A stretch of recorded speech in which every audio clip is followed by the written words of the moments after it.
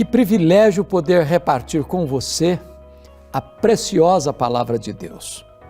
Hoje eu quero tratar de um tema tão lindo, que é compaixão e poder, baseado em Lucas capítulo 5, versos 12 a 16. Vamos ouvir a leitura desse texto.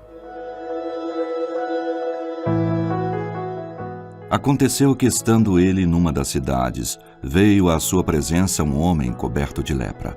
Ao ver a Jesus, prostrando-se com o rosto em terra, suplicou-lhe: Senhor, se quiseres, podes purificar-me.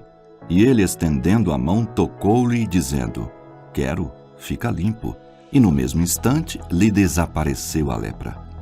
Ordenou-lhe Jesus que a ninguém o dissesse, mas vai, disse, mostra-te ao sacerdote e oferece pela tua purificação o sacrifício que Moisés determinou para servir de testemunho ao povo. Porém, o que se dizia a seu respeito cada vez mais se divulgava, e grandes multidões afluíam para o ouvirem e serem curadas de suas enfermidades. Ele, porém, se retirava para lugares solitários e orava. A passagem que você acabou de ouvir é um dos episódios mais emocionantes da Bíblia. Ele está relatado nos 3 evangelhos sinóticos, Mateus, Marcos e Lucas. Dos 3 evangelistas, o mais detalhado deles é Marcos. Lucas é o único que nos informa a ocasião onde ocorreu esse fato, logo depois que Jesus desceu do monte, onde pregou o conhecido Sermão do Monte.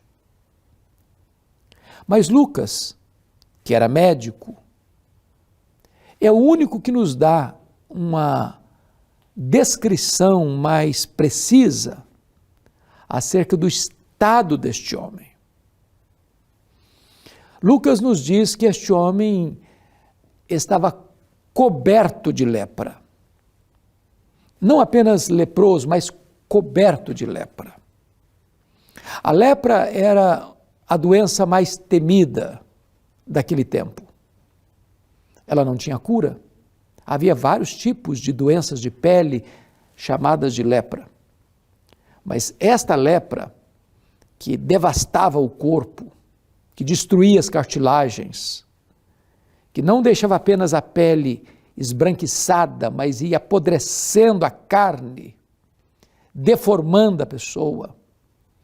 Era a doença mais terrível, porque além do sofrimento, o enfermo precisava ser retirado do convívio da família, do convívio social e jogado num leprosário.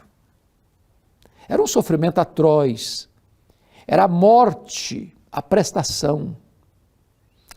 Era uma pessoa enfrentando não só o sofrimento do corpo devastado, da morte mostrando todo dia a carranca, mas ser isolado de todo mundo.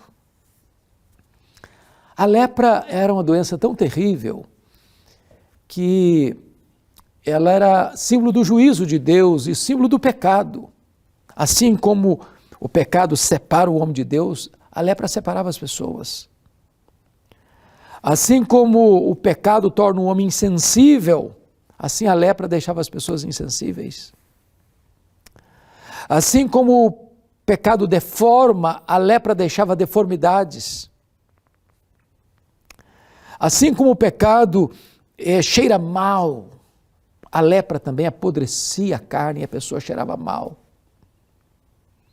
Assim como a lepra, o pecado mata, também a lepra levava à morte. Esse era o estado deste enfermo. E diz a Escritura que este homem vai a Jesus. Ele se prostra, ele adora, ele diz a Jesus: Senhor, se tu quiseres, tu podes purificar-me. Chama a sua atenção para 2 atitudes dele. Primeiro, reconhecendo que Jesus pode tudo. Se tu quiseres, tu podes. Segundo, a submissão dele à autoridade suprema de Jesus. Se tu quiseres. Ele não diz que se puderes, se tu quiseres. Ele sabe que Jesus pode. Mas ele se curva, submisso, obediente, à autoridade, à soberania de Jesus, à vontade soberana de Jesus.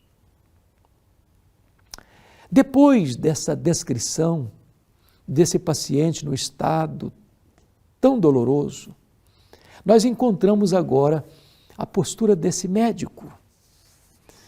Porque Marcos nos informa que Jesus, profundamente compadecido dele, tocou e disse: quero, fica limpo.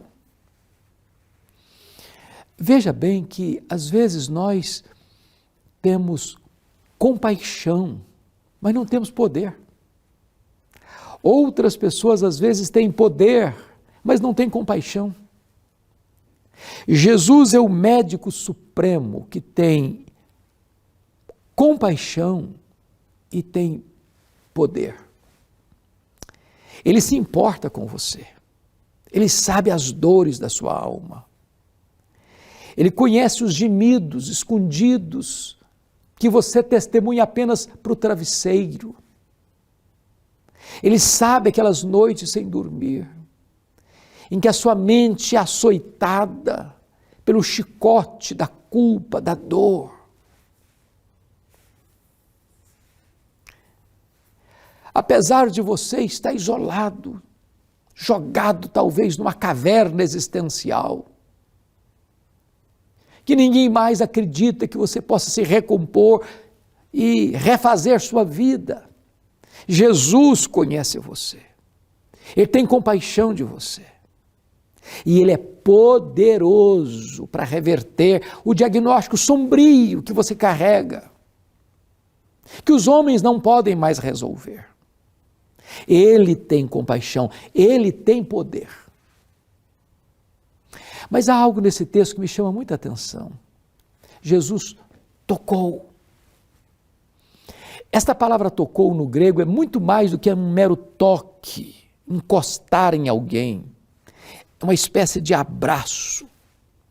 Se esse homem estava todo tomado de lepra, coberto de lepra, significava que esse homem estava deformado, que a carne estava apodrecida, que os trapos mal cheirosos se misturavam com a pele necrosada, com a carne apodrecida. As pessoas, se olhassem aquela cena, torceriam o nariz e sairiam nauseadas. Mas ainda, um leproso não podia ser tocado, porque tocar num leproso era ficar impuro. Por que Jesus o toca? Por que Jesus o toca? Porque Jesus percebe que aquele homem, além de ter uma doença mortal, progressiva, incurável, ele tinha uma dor na alma. Há tanto tempo, quem sabe, dentro de um leprosário, sem receber uma visita, sem alguém ir ao encontro dele, sem alguém abraçá-lo, sem alguém se importar com ele. E Jesus o abraça, Jesus o toca, para dizer: eu me importo com você. Você pode parecer para os outros um aborto vivo, mas para mim você tem valor, eu me importo com você. Eu não conheço a história da sua vida, eu não consigo identificar todos aqueles que estão nos acompanhando agora. Talvez você está me assistindo e você se sente assim. Sua vida parece que perdeu o sabor. Quem sabe você já flertou até com suicídio. Quem sabe você pensa: para mim não tem mais jeito, não tem mais saída. Eu quero dizer para você que Jesus é compassivo e poderoso. Hoje, Ele pode dizer para você agora, aqui, nesse momento: quero, fica limpo. Sua história vai mudar. Cenário da sua vida vai mudar.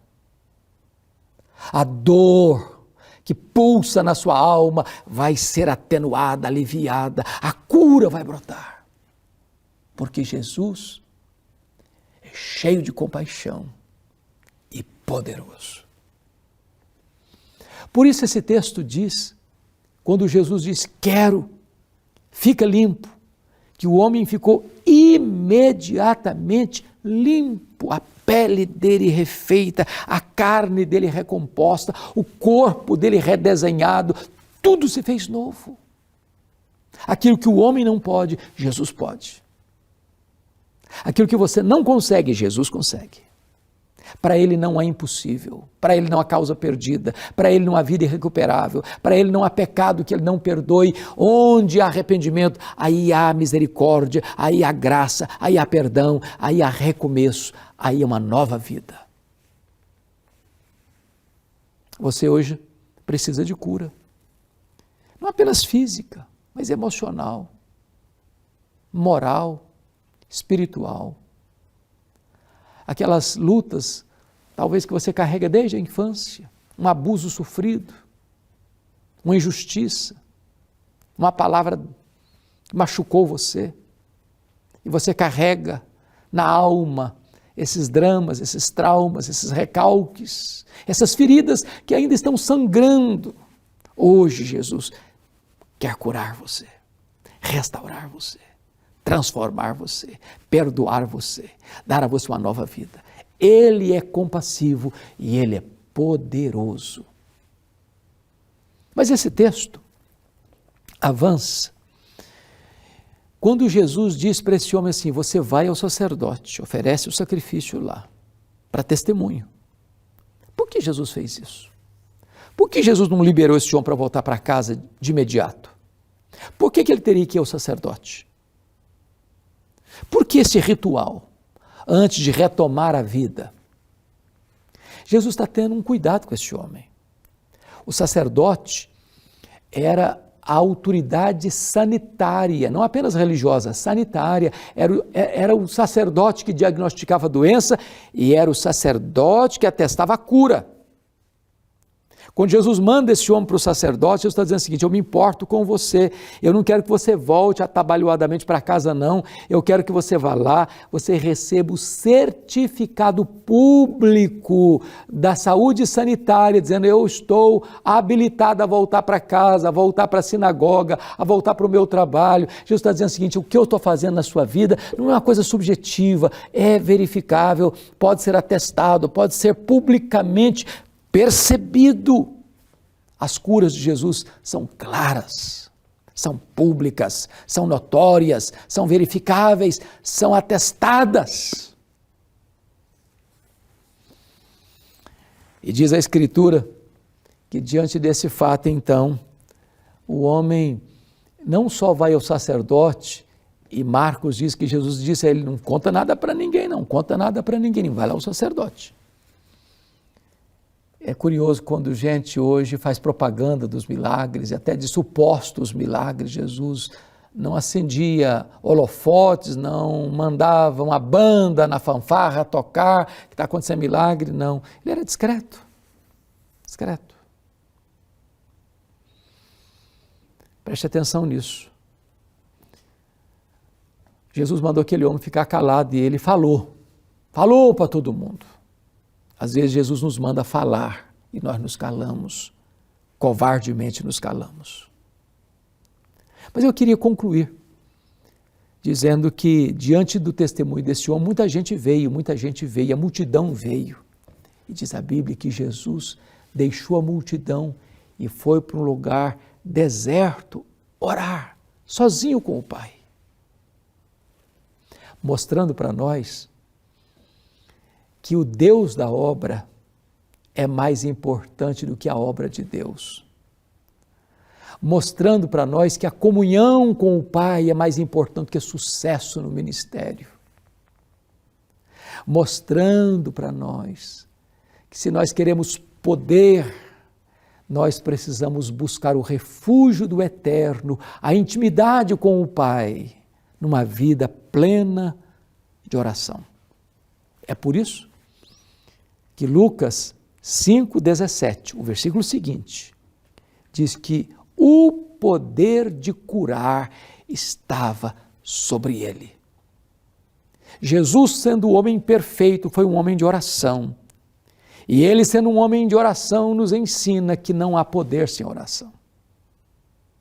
Porque ele orou, o poder de curar estava sobre ele.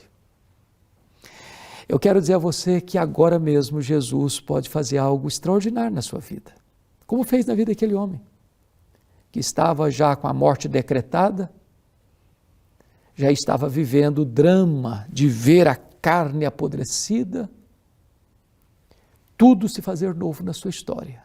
Jesus vai fazer o mesmo na sua história também, se hoje, agora, você se render a Ele, confiar nele, entregar-se a Ele e confessá-lo como Senhor e Salvador da sua vida.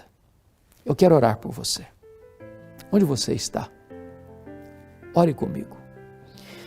Senhor, eu quero te agradecer pela tua palavra, por esse episódio, por essa história, pelo testemunho deste homem, pela cura dele, pelos sinais da tua graça na vida dele, da sua família. Deus, tu conheces as pessoas que estão nos assistindo, suas necessidades, as suas dores, as suas lutas. Manifesta nelas o teu poder, Senhor, trazendo cura, salvação, libertação, alegria, paz. É a oração que eu te faço. Em nome de Jesus. Amém.